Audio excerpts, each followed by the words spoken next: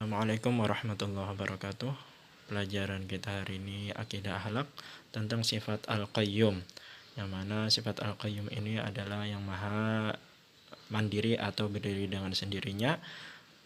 Selanjutan dari pelajaran kita kemarin yang tentang al-qawi ini, dan sekarang al-qayyum. Sebelum kita masuk ke pembahasan, kita baca doa dulu. A'udzu billahi minasy syaithanir rajim. Bismillahirrahmanirrahim.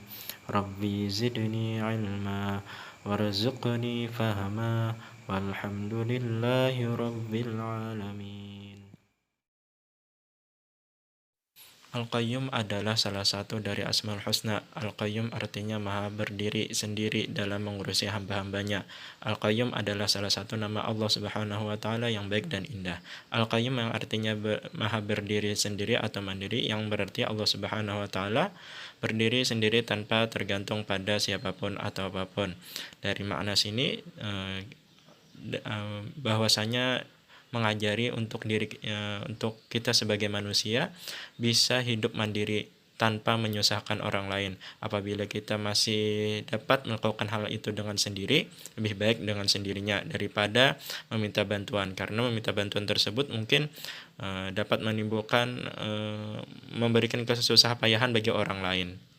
Lagi, apabila hal urusan pribadi jangan sampai menyusahkan orang lain. Kalau bisa kita lakukan sendiri, lebih baik dengan sendiri atau lakukan dengan mandiri.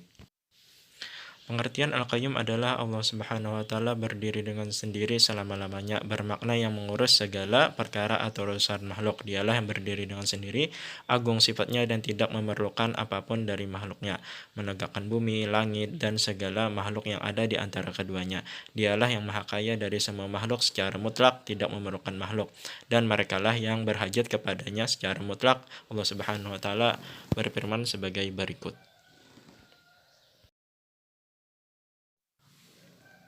Allahu la ilaha illa huwal hayyul qayyum.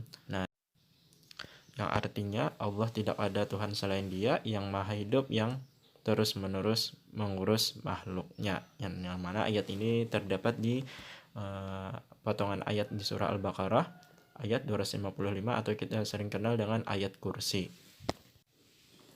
Adapun makna dari Al-Qayyum yaitu sebagai berikut. Allah Subhanahu wa Ta'ala tidak pernah tidur. Kedua, Allah Subhanahu wa Ta'ala menciptakan alam semesta beserta isinya tanpa dibantu siapapun. Kemudian yang ketiga, sifat hidup Allah pada Allah Subhanahu wa Ta'ala adalah sifat hidup yang sempurna, yaitu tidak didahului oleh ketiadaan dan tidak mengalami kepunahan maupun bisa disebut dengan kematian atau keadaan. Kemudian lagi, berbeda halnya dengan kita sebagai ciptaannya, tentunya akan kembali kepada Sang Pencipta yang tidak akan pernah bisa hidup sendiri dan memiliki kekuatan sebagaimana yang dimiliki Allah Subhanahu wa Ta'ala. Asmaul Husna Al-Qayyum harus diteladani dalam kehidupan sehari-hari, caranya dengan hidup mandiri. Berikut sikap kita meneladani Asmaul Husna Al-Qayyum dari kehidupan sehari-hari. Yang pertama, merapikan tempat tidur sendiri, menyiapkan seragam dan peralatan sekolah sendiri, mengambil makanan sendiri dan mencuci piring makanannya, kemudian mengembalikan handuk ke tempat setelah mandi, dan mencuci sepatu sekolah setiap harinya.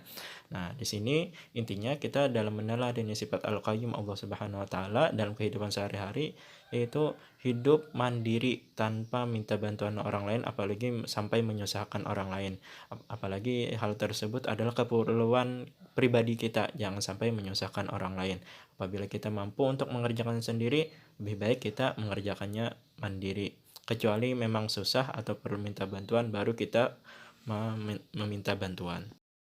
Nah, mungkin sampai di sini saja pelajaran kita akidah halak tentang sifat Al-Qayyum, yang mana kesimpulannya bahwasanya Allah Subhanahu wa Ta'ala itu adalah bersifat atau bernama yang indah Al-Qayyum, yang maha mandiri, yang mana Allah Subhanahu wa Ta'ala melakukan sesuatu apapun tanpa meminta bantuan, tanpa berhajat kepada siapapun, karena Allah Subhanahu wa Ta'ala yang maha kuat dan maha sendiri. Berbeda kita sebagai makhluk yang tanpa memiliki daya dan upaya, bahkan kekuatan pun hanya diberi oleh Allah Subhanahu wa Ta'ala, itu pun kecil, kita tidak bisa hidup dengan mandiri. Tetapi apabila memang bisa dilakukan dengan sendiri, lebih baik dilakukan dengan mandiri, kecuali keperluan tersebut sangat susah dan perlu minta bantuan, maka dibolehkan kita untuk meminta bantuan.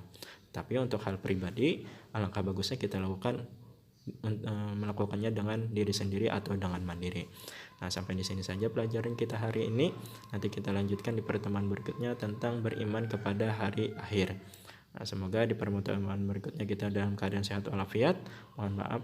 Wassalamualaikum warahmatullahi wabarakatuh.